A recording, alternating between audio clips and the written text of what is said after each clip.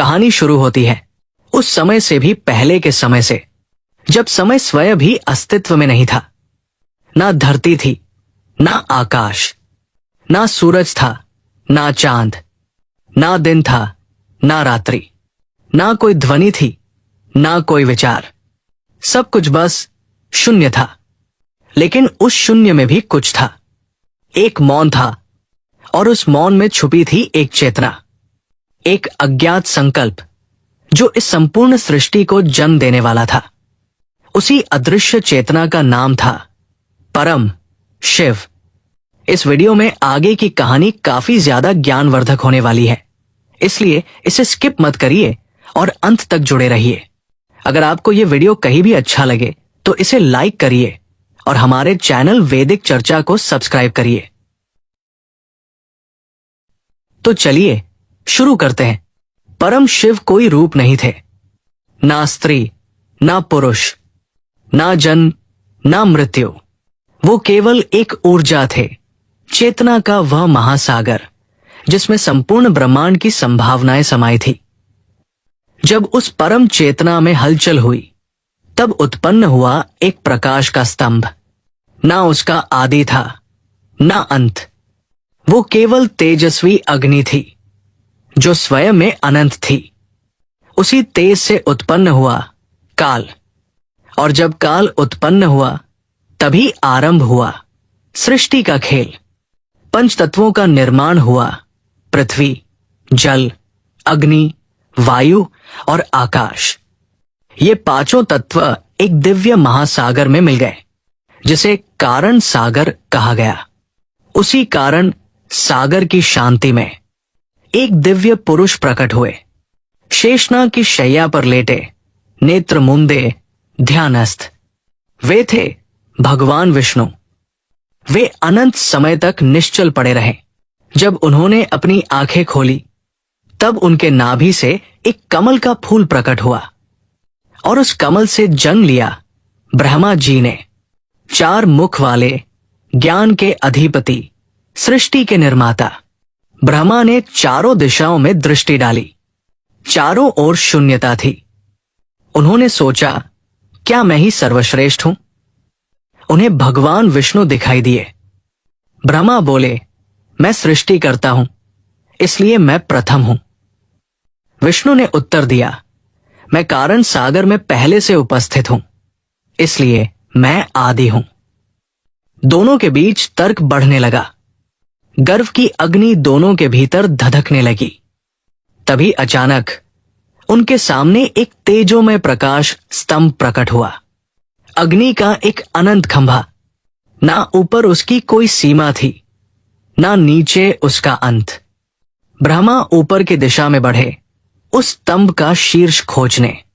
विष्णु नीचे गए, उसकी जड़ की खोज में। युग बीत गए, लेकिन न आदि मिला, न अंत। थक हार कर विष्णु लौट आए और स्वीकार किया कि वे उस प्रकाश का अंत नहीं पा सके।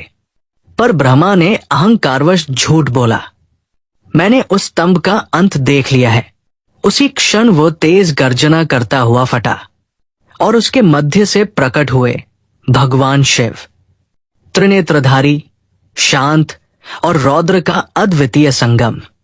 जटाओं से गंगा प्रवाहित हो रही थी, गले में सर्प सुशोभित था, और कंठ में विष की नीलिमा थी।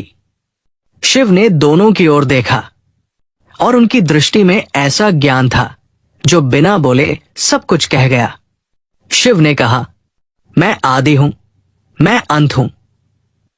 तुम दोनों मेरे ही अंश हो। ब्रह्मा, तुम सृष्टि करोगे। विष्णु, तुम पालन करोगे। और जब समय आएगा तो मैं ही इस सृष्टि का सहार करूंगा, ताकि नई सृष्टि का आरंभ हो सके। उस क्षण ब्रह्मा ने अपने झूठ के लिए क्षमा मांगी। विष्णु ने सिर झुकाकर शिव का वंदन किया, और तभी से ब्रह्मा को पूजा न जाने का श्राप मिला। जबकि विष्णु और शिव दोनों की पूजा युगों युगों तक होती रही।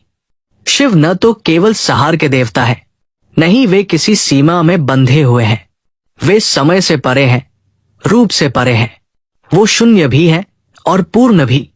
जहां कुछ नहीं होता वहां शिव होते हैं, और जहां सब कुछ होता है वहां भी शिव ही होते हैं।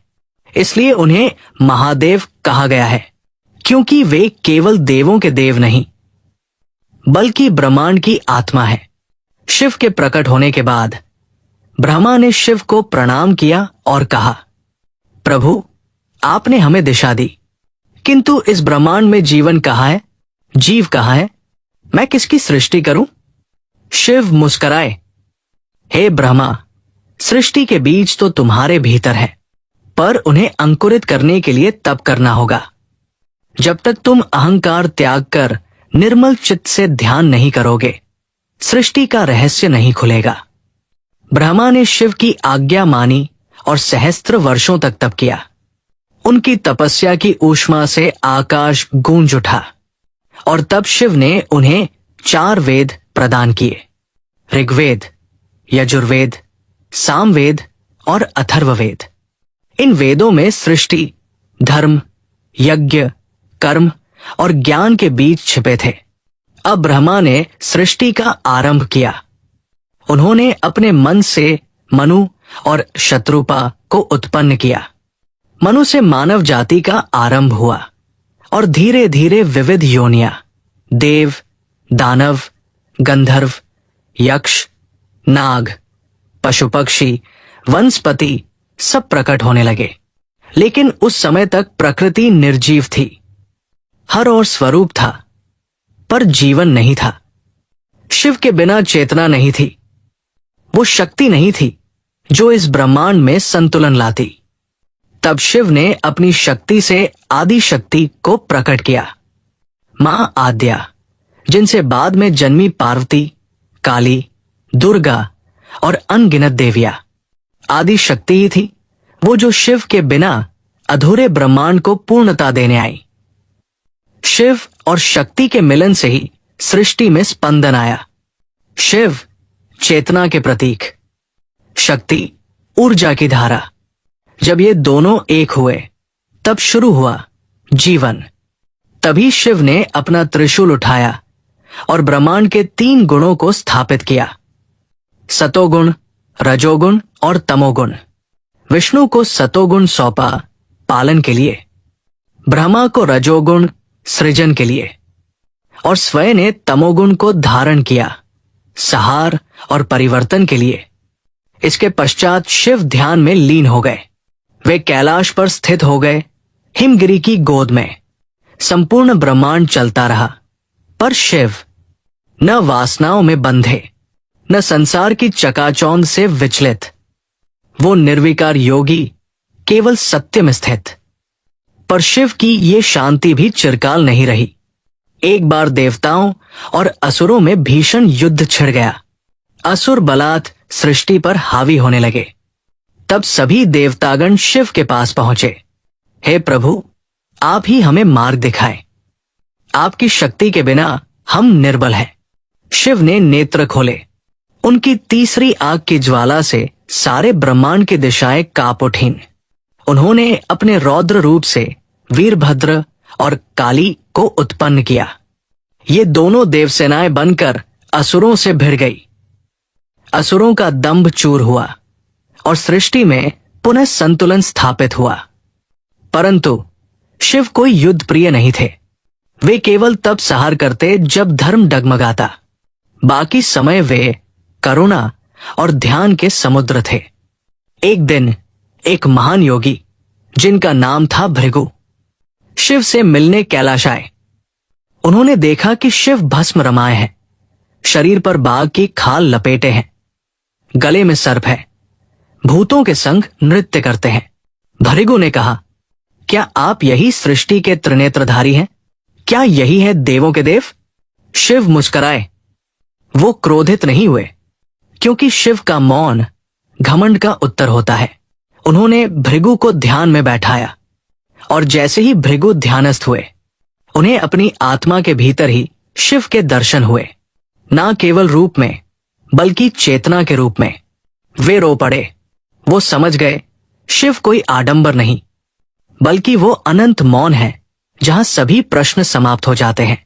उसी दिन से शिव को महायोगी माना जाने लगा, वो जिन्हें न पूजा की आवश्यकता है न स्थान की, जो हर कण में, हर श्वास में, हर स्पंदन में है। अब तक शिव, ब्रह्मा और विष्णु के त्रिकाल में सृष्टि का क्रम चल पड़ा था, पर समय समय पर जब जब सृष्टि में अधर्म बढ़ता, जब जीव अहंकार में चूर होता, जब माया लोगों को भ्रमित करती, शिव एक बार फिर लीला करते, कभी रुद्र रूप में, कभी नटराज बनकर, कभी अघोरी साधु के वेश में, तो कभी भोले बाबा बनकर। उनकी हर लीला में एक ही संदेश था, त्याग से बड़ा कोई धर्म नहीं, प्रेम से बड़ा कोई योग नहीं, और सत्य से बढ़कर कोई शिव नहीं। ये कहानी अभी समाप्त नहीं हुई, क्योंकि शिव कभी समाप्त नहीं होते। वो हर युग में, हर हृदय में, हर चेतना में पुनः जन्म लेते हैं। उनकी महिमा अनंत है, कथा अनंत है। अगर आपको ये कहानी पसंद आई हो तो हमारे चैनल वैदिक चर्चा को सब्सक्राइब करना न भूलें, ताकि आपको ऐसी और भी अद्भुत कहानियां मिलती रहें। धन्यवाद।